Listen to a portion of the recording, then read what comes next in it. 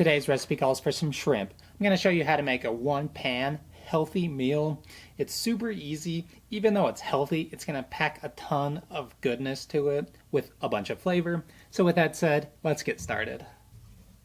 The first thing we need to do to make this simple and healthy one-pot meal is prep all of our veggies out. We'll start with one medium-sized yellow onion. Cut the top off, which is the opposite end of the side with the little hairs. From there, cut the veg into 2 equal sections. We're only going to be using half, so save the other half for another recipe. When you've decided what half you would like to use, peel all the paper skins off. Now that we have that done, we need to cut this bad boy into a small dice, with the onion on the flat side and the top facing you. Make sections from side to side that are roughly 1/8 inch thick. Follow the curve on the onion for the best results. Once you have the cross sections made, give the goods a quarter turn. Now we need to repeat the same size cuts from the top to the bottom, making our small dice. When you're done crying your eyes out from cutting the onion, set it aside for now so we can move on to the next item, which is one medium red bell pepper.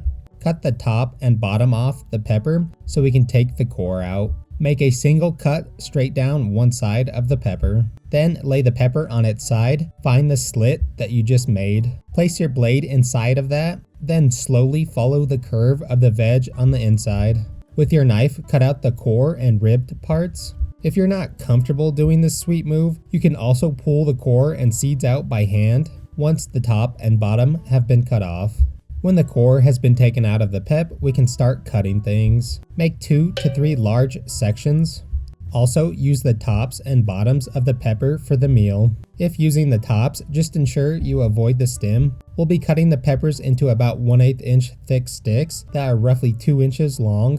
Now that you have the sticks made, make a small stack of goods.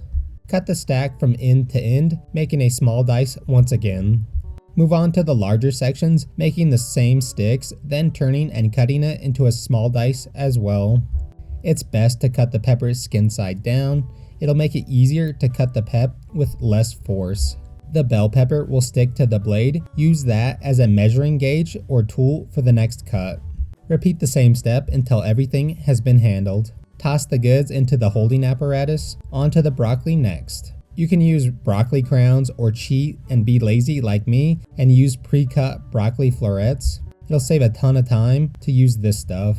Anyways, cut the larger florets into 2 or 3 equal pieces or into any size that's easy for you to eat. No matter what size you decided to cut them into, we'll be using 12 ounces or 340 grams of these little trees. Keep making pieces of brock until all the goods are cut, then toss them into a bowl for later.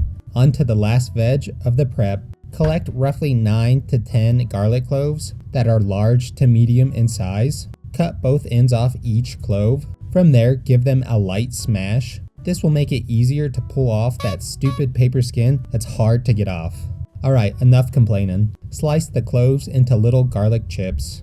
This can be a bit tedious, so take your time. No reason to cut off your little fingies by mistake. When you've successfully cut all the vampire repellent, set it aside with the rest of the veg. Let's move on to the other main ingredient, known as shrimp. We'll be using 1 pound or 452 grams of large shrimp. That is 31 to 40 count per pound. We need to peel the shrimps and ensure that everything has been deveined, which means the poop chute has been taken out. Typically, everything you buy from the store already has this done. You'll look for the backside of the shrimp to have that small slit on it, which leaves the shrimp a little open, showing nothing. If you see this, they've been deveined. Alright, once that's out of the way, if your shrimps still has the shell on, we need to take that off. It's super simple to do. Pull the shell downward on both sides towards the underside of the shrimp. After you've done that, pull the shell completely off from the underside of the crustacean. It should all come off in one piece when you do this. You can leave the tails on if you want, or pull them off as well, it doesn't matter. Give the shrimp a quick fill test to make sure that we took all of the shell off. Repeat the same process until everything has been taken care of. You can save the shells to make a shrimp stock or another recipe like a soup or ramen. Now that everything has been prepared, grab a large saute pan or skillet. Take the hunk of metal and all of the foods over to a heat source. Crank the hotness level up to a medium-high heat. Add 1 to 2 teaspoons of a neutral tasting oil with a high smoke point. Allow the oil to become ripping hot. To check to see if the oil is hot, drop in a single piece of broccoli. If it sizzles, then you know it's good to go. Drop the rest of the brock into the pan. When the goods are in the pan, make it hail a few fat pinches of coarse ground kosher salt. Give it a quick mixer to spread the salt about and to coat the veg in the oil. Sauté the broccoli for around 4 to 5 minutes. To help ensure things are the perfect texture and cooked, make it rain a small bit of water and immediately cover it with a lid. This will create a lot of steam, which can and will burn you, so be careful when you cover the pan. Allow the veg to steam for a few minutes or until all of the water has evaporated and the little trees are a bright green color and are tender in texture. When things have been cooked, clear everything out of the pan so we can cook the next thing. We're doing things this way because the broccoli takes the longest to cook out of all of the ingredients. Any Hoosiers, when the pan is empty, drop in another small amount of oil. Allow it to become nice and hot once again. Cook the next set of veggies over a low-medium heat. When it's all hot and bothered, drop in the bell pepper, give it a sprinkle of coarse ground kosher salt, give it a mixer to coat all the goods in the oil. Following that, toss in the onion, give that a dash of salt as well. Sauté the veggies for around 8 to 10 minutes or until the bell peppers become tender in texture and the onion has become translucent in color.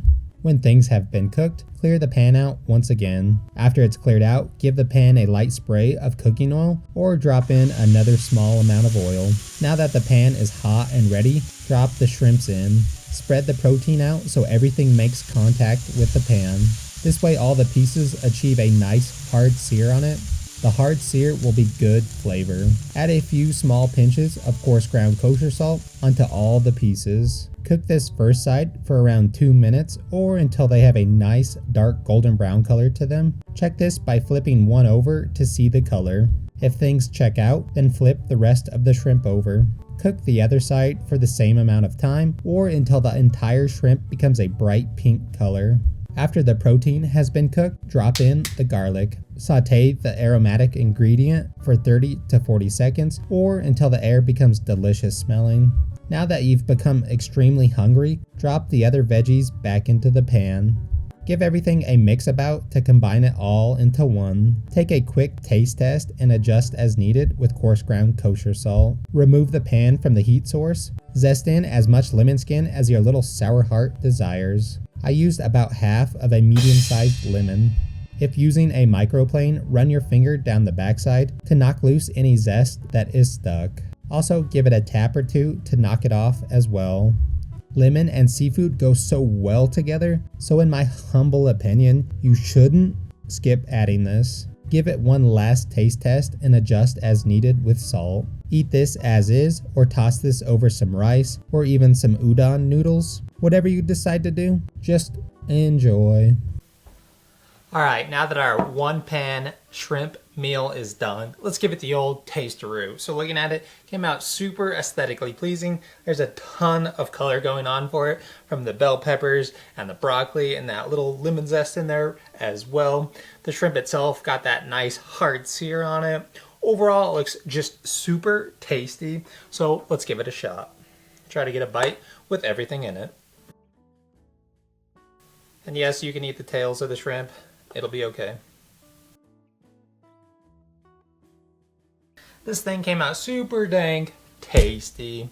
The onion and garlic build a nice base of flavor. The bell peppers themselves bring a little bit of sweetness to the table. The broccoli also tastes nice and healthy.